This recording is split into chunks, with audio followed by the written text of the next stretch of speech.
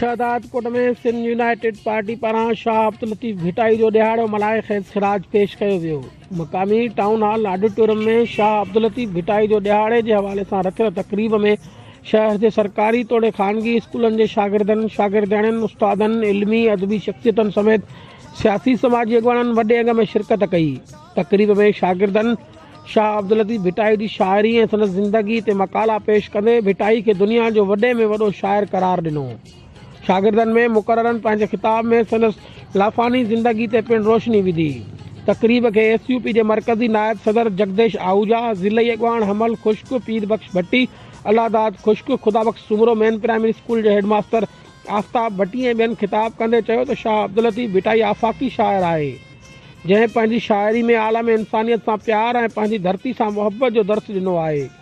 हिननि चयो त लतीफ़ जे हर बैत में मालिक सां ॻांढापो रखियल आहे।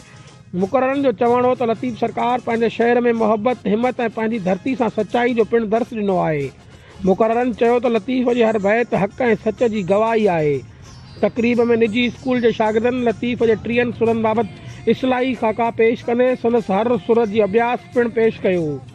लतीफ़ जे ॾियारे जे हवाले सां रथियल तक़रीब में सुगड़ पिणु लतीफ़ जी आफ़ाक़ी शाइरी पेश करे दाद माणियो। मौसीक़ी जी महफ़िल में रागी मुमताज़ अली मस्तोई ऐं ॿियनि लतीफ़ जूं वायूं ऐं अलामी गीत आलापे वेठल माण्हुनि खे झुमाए छॾियो। प्रोग्राम में SUP तालके जा अॻवान अमीर जान चांडियो, रुस्तम सुमरो ऐं ॿिया पिणु मौजूदु हुआ।